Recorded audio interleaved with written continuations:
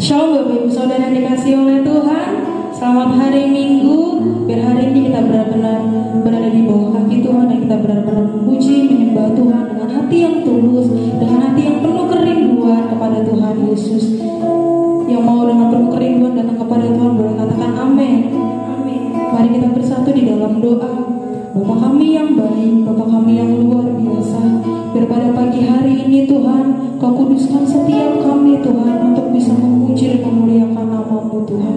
Karena Kau Allah kami yang kudus, Kau Allah kami yang setia, dan Kau Allah kami yang besar.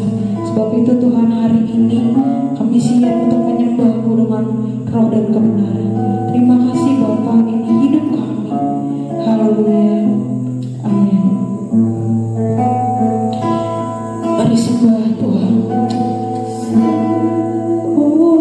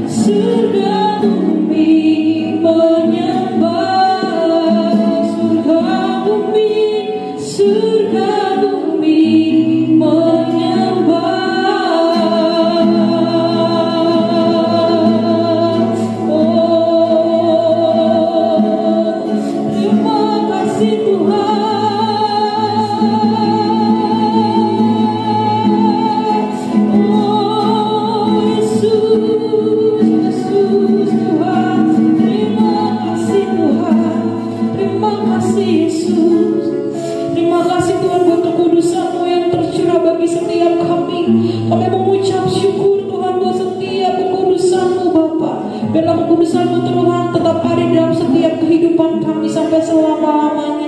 Ini hati kami Tuhan siap untuk memuji dan memuliakan nama-Mu. Di dalam nama Tuhan Yesus yang siap untuk memuji Tuhan lebih lagi. Sama-sama katakan amin.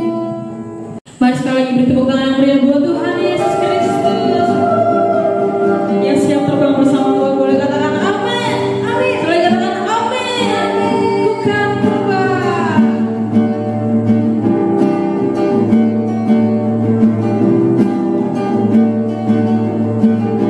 Mari sama-sama katakan firman-Mu Tuhan pelita bagi kakiku. Tuhan.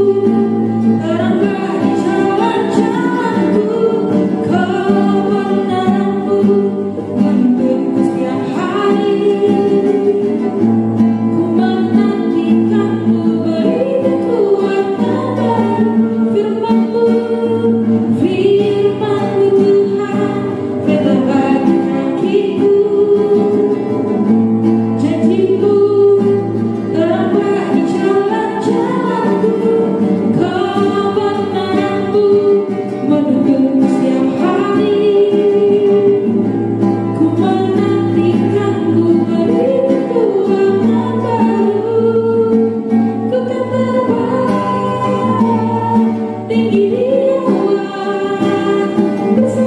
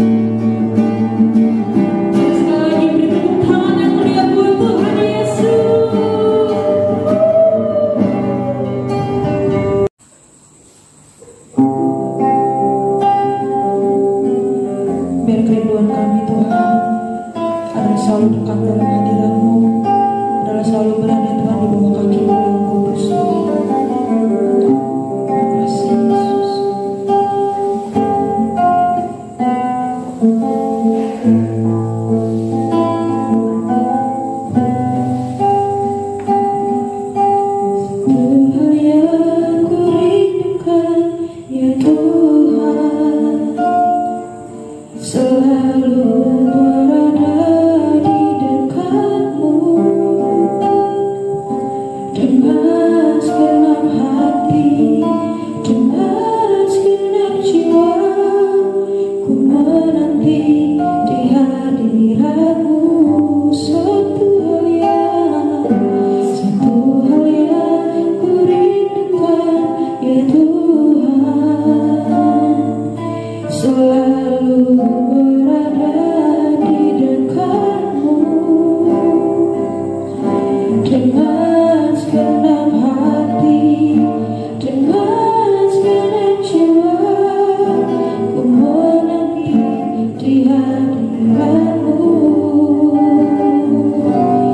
Lebih dalam lagi ku rindukan Tuhan, lebih dari segala yang ada. Lebih dalam lagi ku cinta Kau Yesus, ku mengasihimu.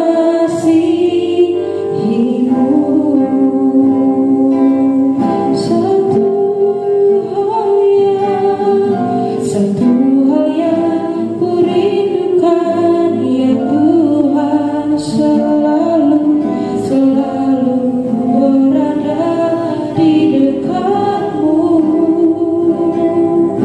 dengan segenap hati, dengan segenap jiwa.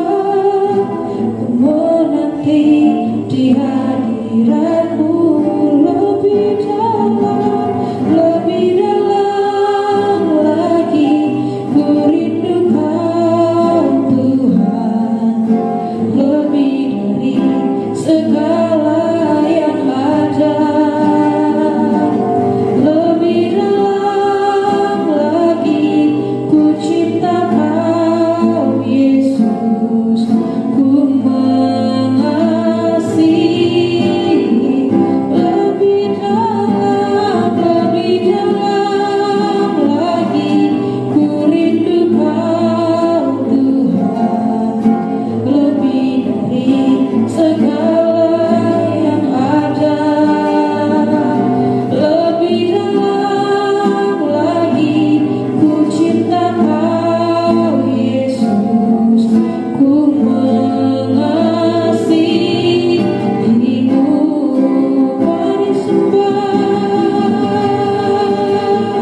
biar lebih dalam lagi kami menyembahmu Tuhan, kami memujimu Yesus, sebab kerinduan kami menyenangkanmu Tuhan sampai selama-lamanya.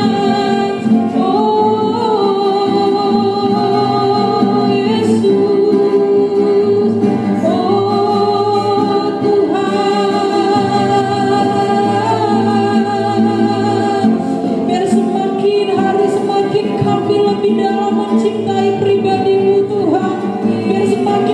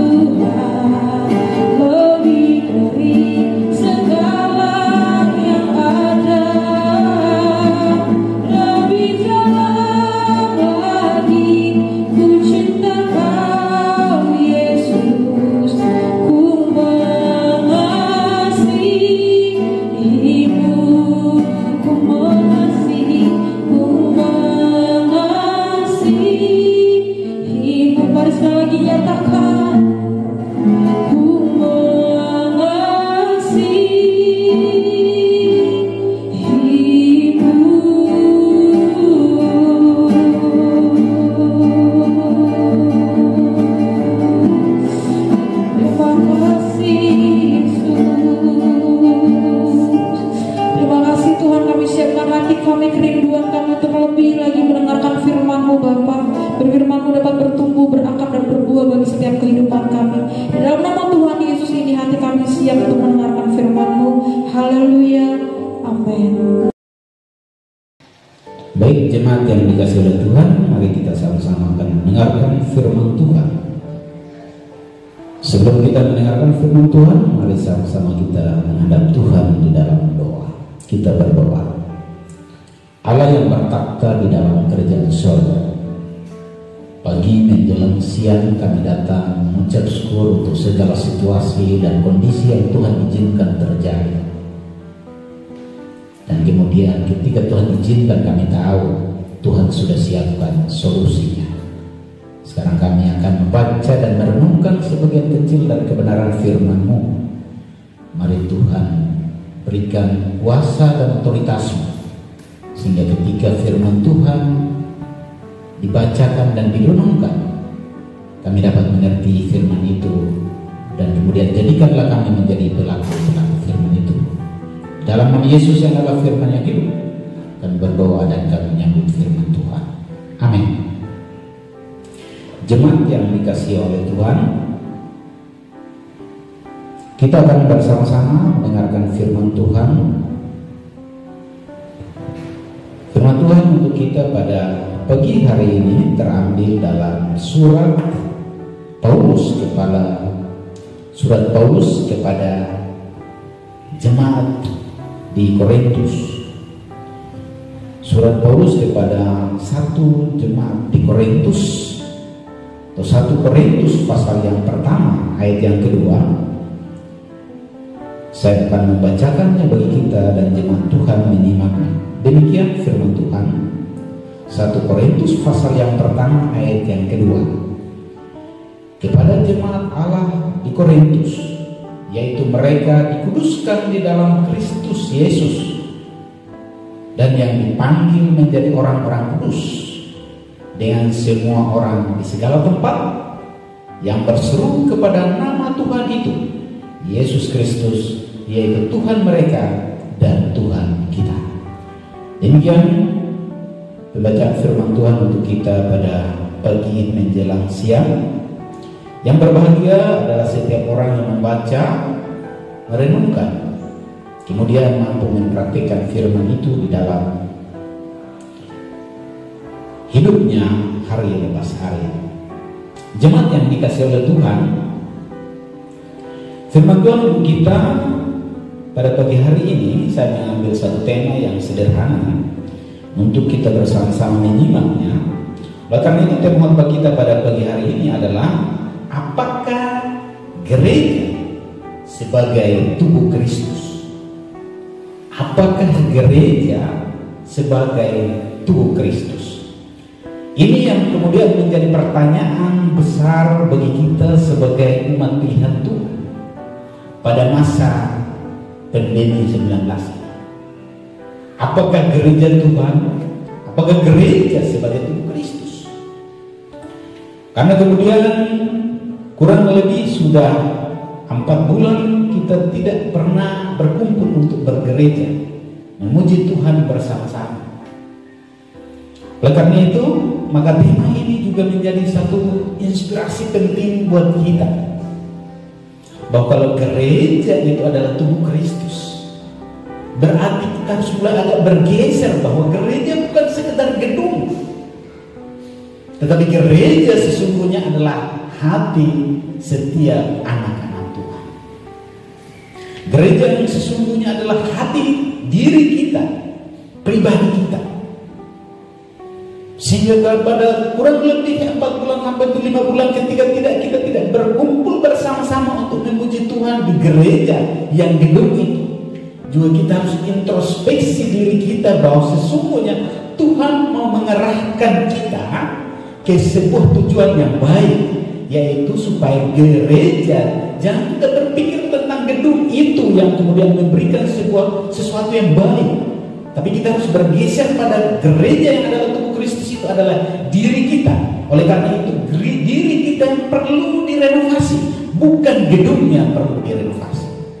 Karena itu sudah terbukti bahwa pandemi 19 ini kita tidak bisa bergereja. Oleh karena itu, introspeksi diri kita bahwa apakah gereja yang sesungguhnya, gereja yang adalah tubuh Kristus itu adalah bukan gedung itu, tetapi hati kita, pribadi kita masing-masing. Jemaat yang dikasihi oleh Tuhan, oleh karena itu, secara universal, secara umum, bahwa gereja adalah kumpulan orang-orang beriman.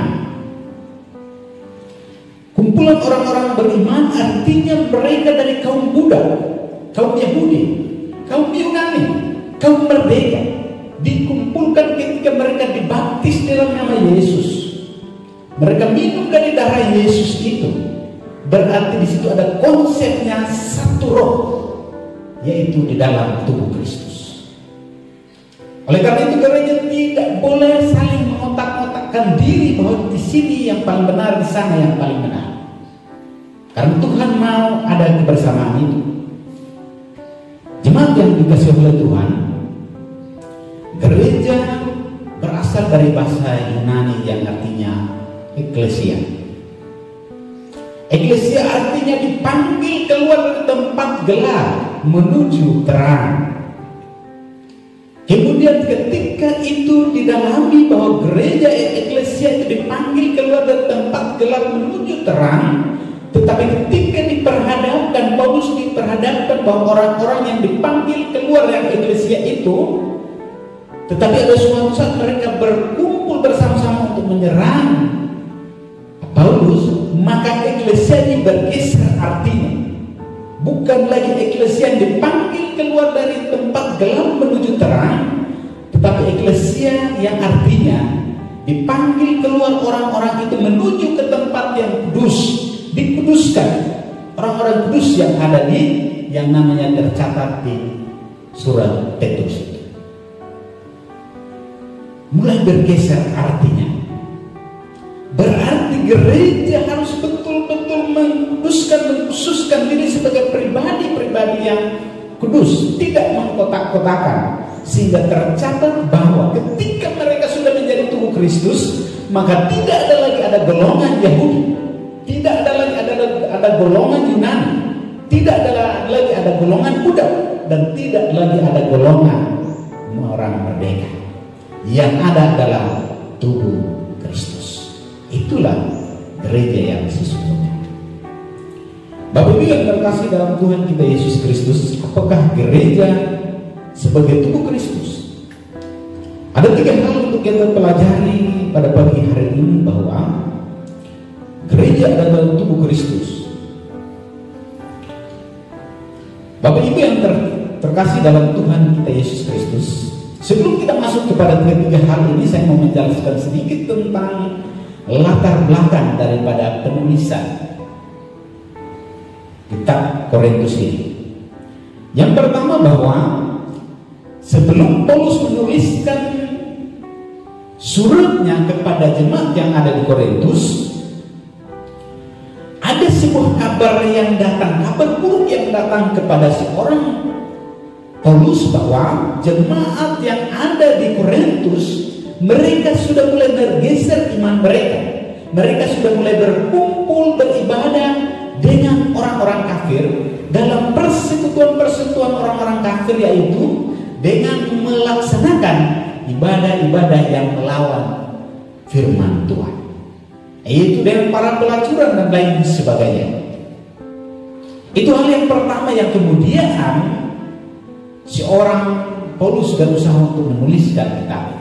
Hal yang kedua, bahwa ketika Paulus mendengar hal itu, bahwa orang-orang yang ada di Kristen yang ada di Korintus mulai bergeser iman dan keyakinan mereka.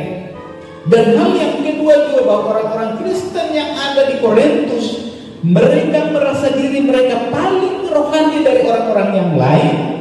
Mereka merasa sombong rohani. Sehingga inilah yang kemudian menjadi penting Paulus menuliskan firman Tuhan ini, kitab Korintus, 1 Korintus ini, kepada mereka, untuk mereka dapat mengerti bahwa gereja yang sesungguhnya, Kristen yang sejati, tubuh Kristus yang sejati adalah tidak boleh ada kotak-kotakan. Tidak boleh merasa diri orang Yahudi, tidak boleh merasa diri dia sang Yunani, tidak merasa diri orang Buddha, tidak merasa diri orang Merdeka. Tetapi harus satu dalam satu roh, yaitu roh Tuhan itu sendiri.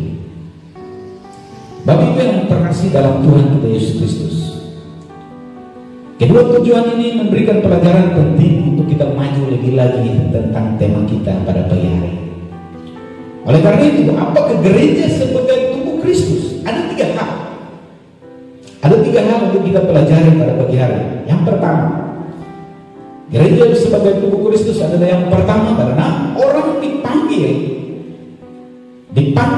menjadi orang-orang kudus dengan dari segala tempat. Dipanggil menjadi orang-orang kudus dari segala tempat. Artinya siapakah mereka, dari golongan apapun kemudian Yesus mengkhususkan mereka. Apakah gereja sebagai tubuh Kristus? Gereja sebagai tubuh Kristus, maka kita lihat bagian yang pertama, yaitu dari pembacaan 1 Korintus 1 ayat yang kedua, bagian sendiri, yaitu dipanggil menjadi orang-orang kudus dengan orang-orang di berbagai macam tempat. Mereka dikhususkan untuk mereka menjadi orang-orang Kristen. Berarti gereja tidak menutup diri kepada satu golongan pun. Gereja harus mampu membuka diri kepada semua golongan. Hal yang berikut, hal yang pertama tadi, gereja harus mampu membuka diri karena gereja dan dipanggil untuk menjadi orang-orang kudus, yaitu ayat yang kedua bagian C. Kemudian bagian yang kedua, apakah gereja sebagai tubuh Kristus? Tadi bagian yang pertama dipanggil menjadi orang-orang kudus dari berbagai macam tempat, dan yang bagian kedua adalah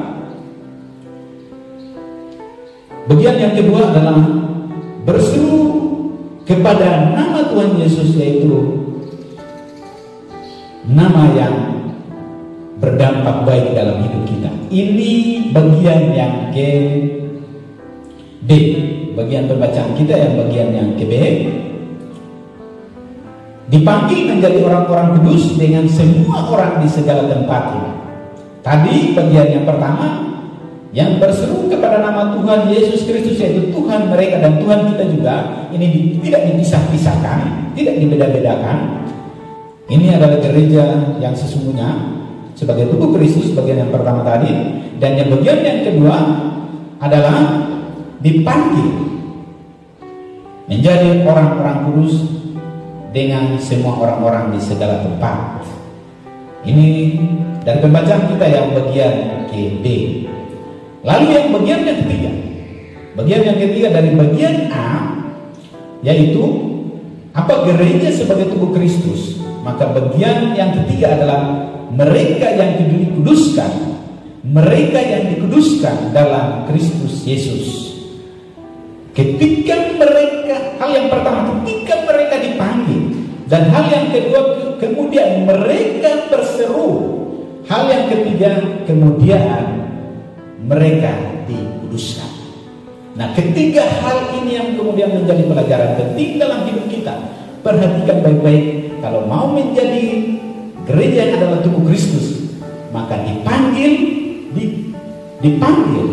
kemudian berseru, kemudian dikuduskan. Ya, menjadi kesimpulan buat kita adalah ayat yang ketiga. Ayat yang ketiga adalah kasih karunia dan damai sejahtera Allah Bapa kita dan dari Tuhan Yesus Kristus menyertai kamu semua. Ketika tiga hal ini kita sudah dapat, dipanggil dan kita berseru, dan kemudian setelah kita dikuduskan, maka kita akan mendapatkan yang namanya ayat yang ketiga, kasih karunia dan damai sejahtera Bapa Allah kita akan turun menyertai kita semua. Amin, dan Tuhan memberkati kita. Terima kasih untuk kebenaran firman Tuhan yang cukup sederhana. Tuhan memberkati kami, menolong kami untuk kami dapat mengerti firman itu. Di dalam nama Yesus kami berdoa. Haleluya. Amin. Bapak Ibu yang dikasihi Tuhan, marilah kita mempersiapkan hati kita untuk menerima berkat dari Tuhan kita. Berkat kasih karunia dan damai sejahtera dari Allah Bapa, cinta kasih dari Yesus Kristus Tuhan dan Juru Selamat kita, serta pertolongan, penyertaan, dan penghiburan dari Roh Kudus, kiranya menyertai saudara-saudari mulai dari sekarang sampai selama-lamanya. Amin.